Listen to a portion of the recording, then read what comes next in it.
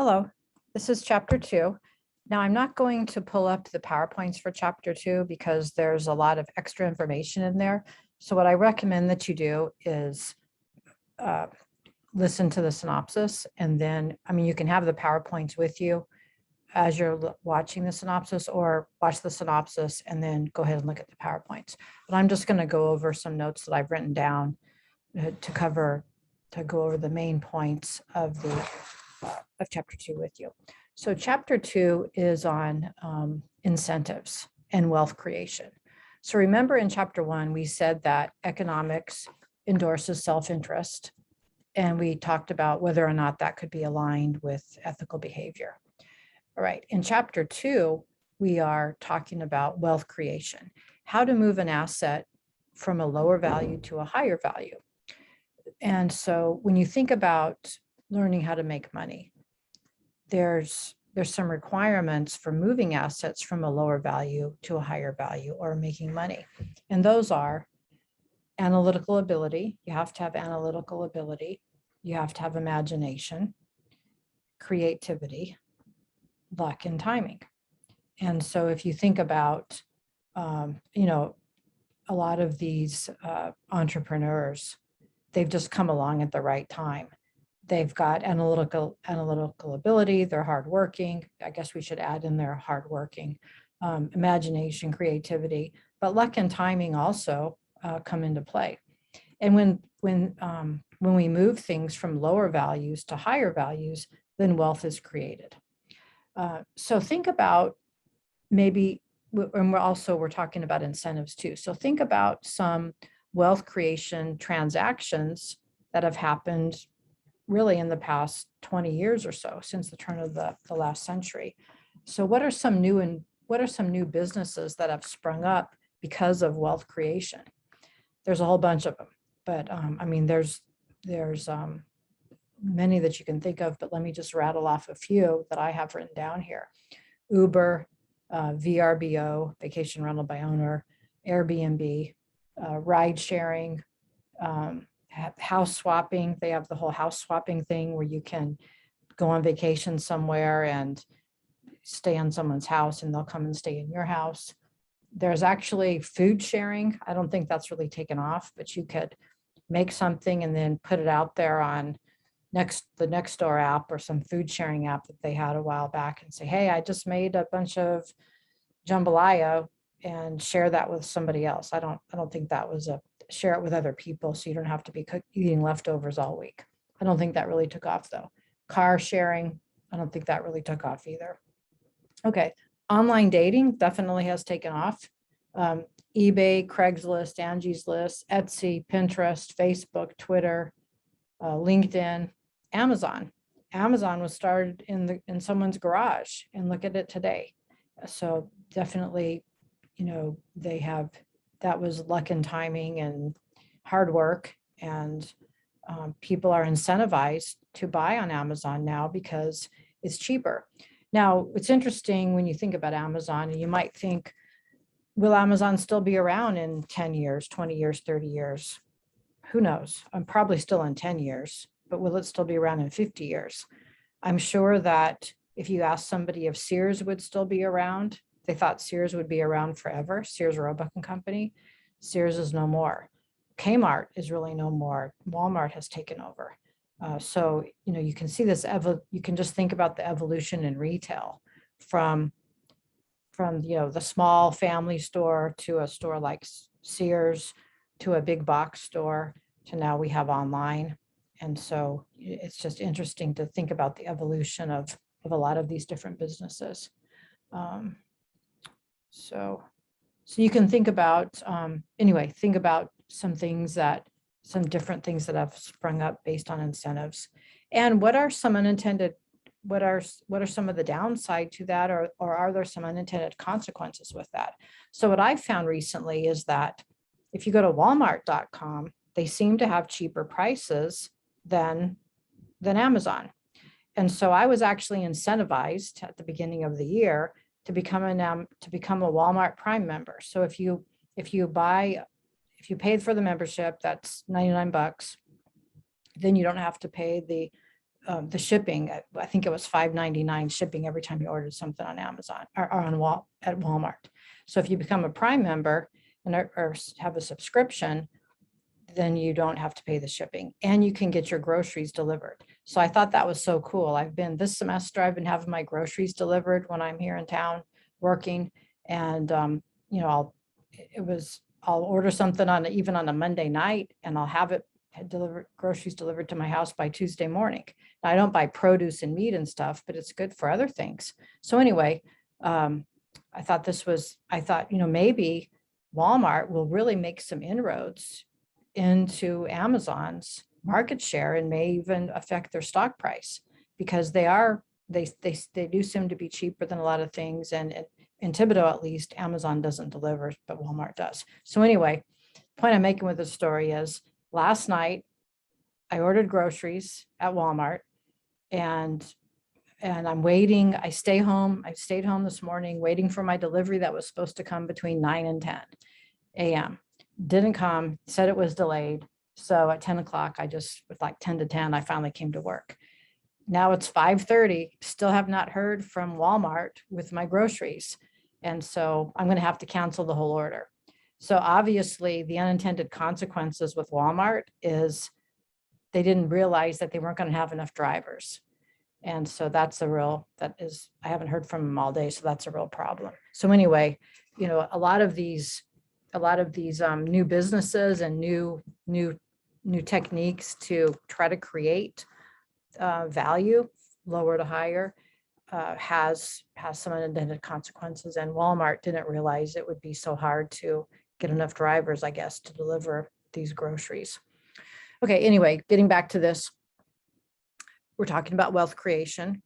An entrepreneur is really the intermediary that buys the labor, borrows capital, makes the product or service, and then sells it to a consumer.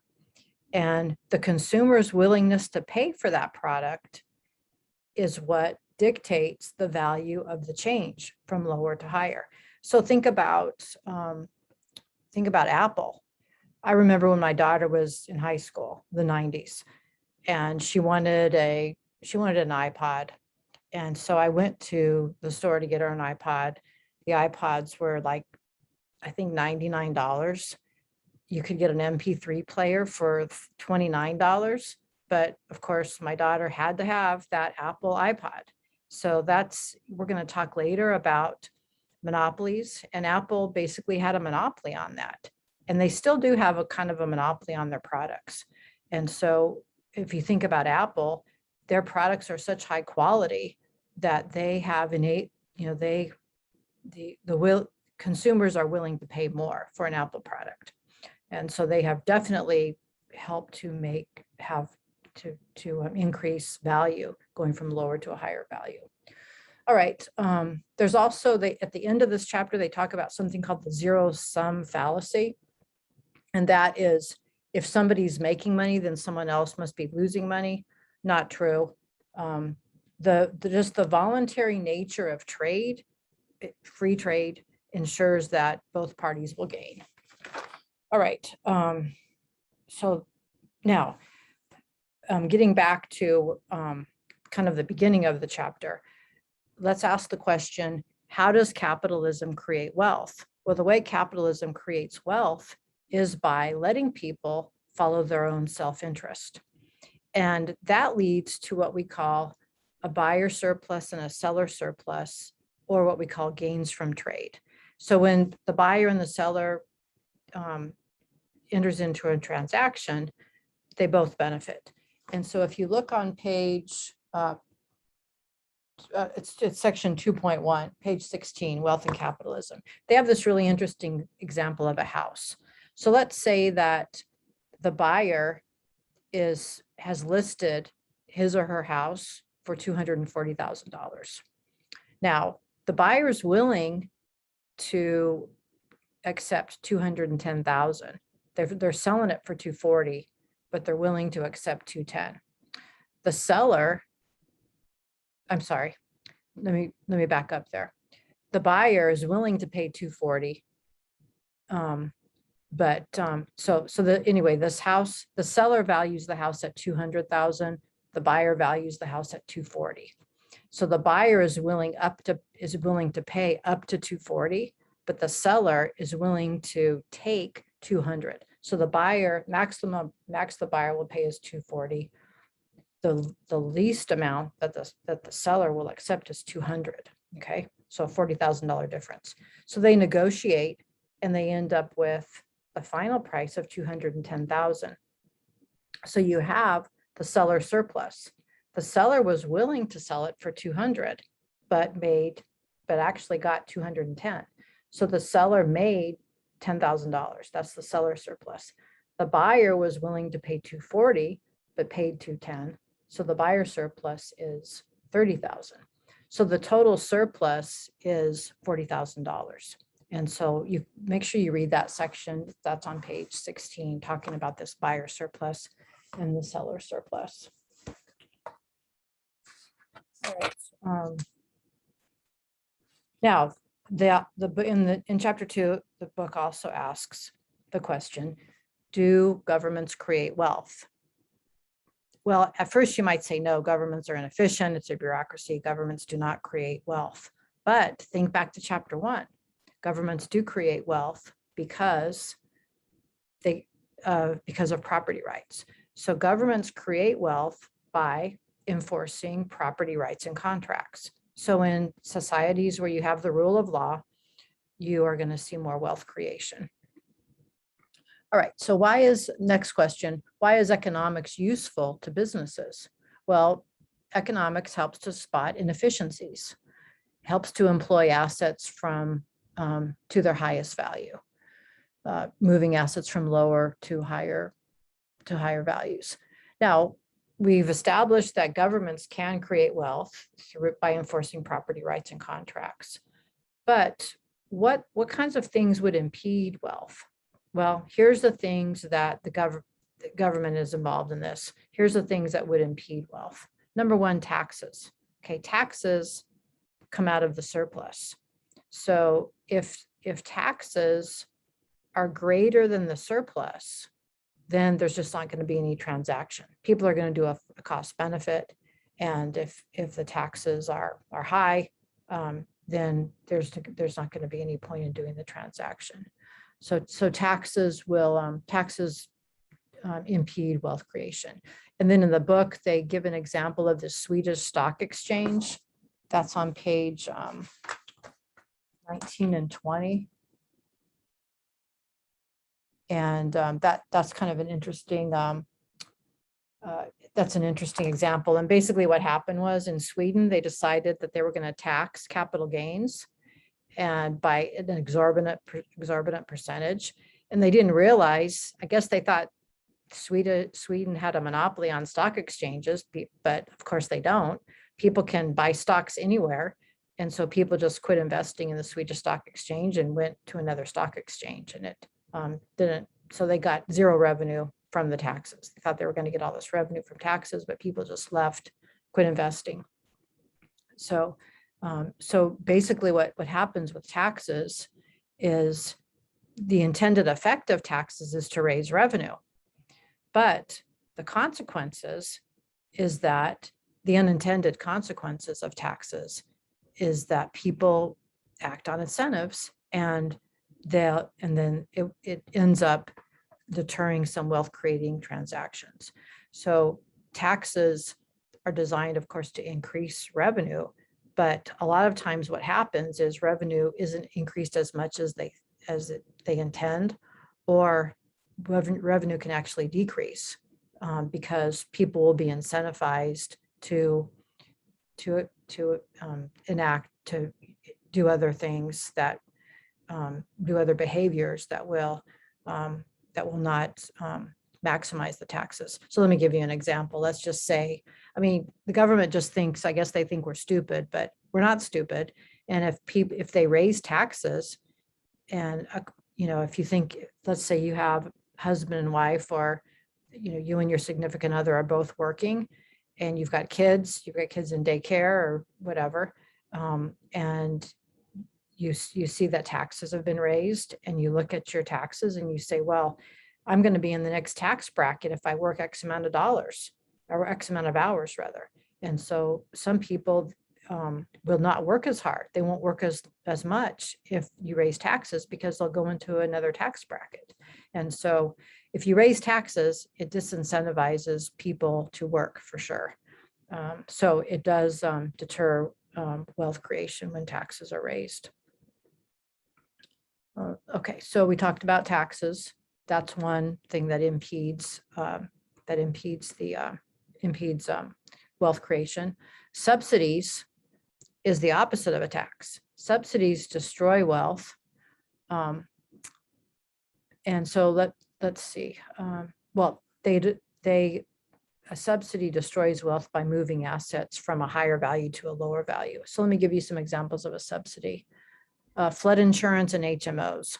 So HMOs is a subsidy where you can, well, we talked about that with the last book, where you can, I think we talked about that in the Affordable Health Care Act synopsis, where if you have an HMO, instead of going to the doctor and paying the deductible, you pay a $25 copay. So basically, a lot of the government thought HMOs was going to save money, but it really didn't save money. It caused overuse, because if you think about it, if you're laying home sick and you haven't met your deductible and you're going to be out a large amount of money, you're probably going to stay home. But if you only have to pay a $25 copay, you're probably going to go to the doctor. So it ended up creating overuse and really didn't save any money at all.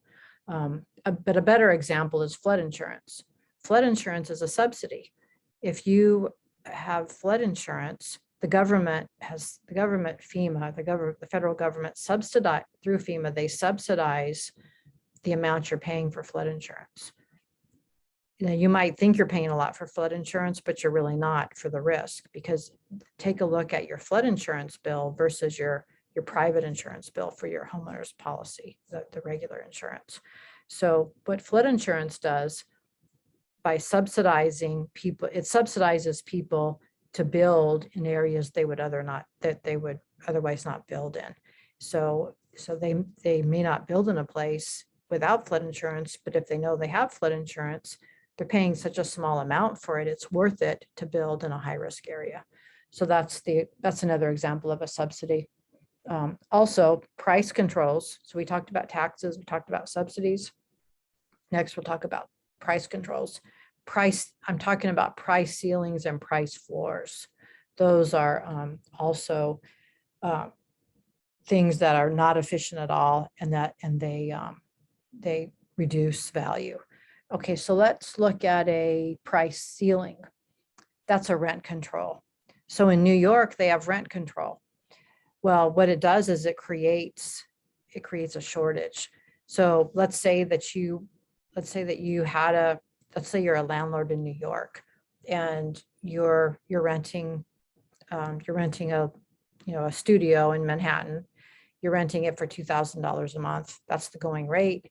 You have a mortgage to pay, you have taxes and so forth, and that the going rate is $2,000. The city of New York comes out and says rents are too high. We're going to put a rent control in, and you cannot charge more than $1,500 a month for rent. So you're going to think to yourself, well, at 2,000 I could break even, or I was making a little bit of money, but at 1,500 it's not worth for me to rent it out. Maybe you'll have one of your kids live there, or maybe you'll sell it, or maybe you'll move in there, sell your place, whatever. So if it's not economically feasible to rent at that lower rate, you're going to take it off the market. So so the supply goes down. In the meantime, let's say that on the other end of the spectrum, let's say I have a roommate, because I couldn't afford a place by myself at 2,000, but at 1,500 I can afford to get a place on my own. So I'm looking for a place to rent. So if you have these price controls, supply goes down, but demand goes up, and it creates a shortage. So these rent controls are a real inefficiency, and they create shortages. They should really, you should just let the market, the free market system do its work. Okay, another situation is minimum wage. A minimum wage is a price floor. Okay, so we're talking about price controls, and there's two aspects of price controls, a price ceiling and a price floor. Rent controls are an example of a price ceiling because the price can't go above a certain amount. A price floor, minimum wage is a price floor, an example of a price floor because it can't go below a certain amount. So with minimum wage, we actually end up with a surplus of workers. Okay, so whereas the ceilings cause a shortage, the floors cause a surplus. Okay, so an example of a floor is minimum wage. It actually causes a surplus of workers. What is a surplus of workers? That's unemployment. That's an increase in unemployment. Okay, so let me explain that. All right, so let's say the minimum wage is $10 an hour, and the federal government says minimum wage has to be $15 an hour. So they raise the minimum wage to $15 an hour. So an employer says, well, at $10 an hour, I had 10 workers, but at $15 an hour, I can only afford 6 workers. So I'm going to lay off 4 workers. Okay. In the meantime, I'm living in my parents' basement because it's not worth it for me to work for $10 an hour. I'm just going to veg down in my parents' basement and do whatever. But at $15 an hour, that's motivating me to go look for a job. So you have fewer people hiring and you have more people looking for a job if you raise minimum wage. And that causes a surplus of labor, which is unemployment increase. That's going to increase unemployment. Now, in reality, increasing the minimum wage also increases inflation as a side note, because in reality, employers are going to do a combination of laying off workers and raising prices. They're going to pass some of the higher wages on to us by raising prices, and then they might lay off some people too. So we end up to mitigate that. So we end up with both things happening, a surplus of labor, higher unemployment, and we also end up with inflation.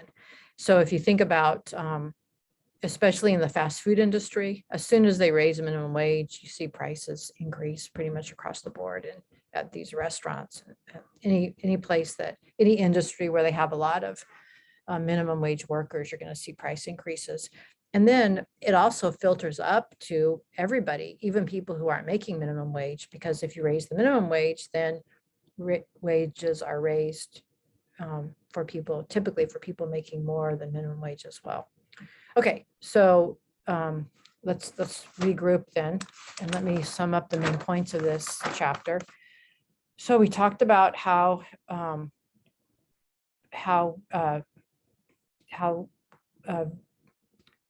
we're making money, how things go, how products or services go from lower value to higher value.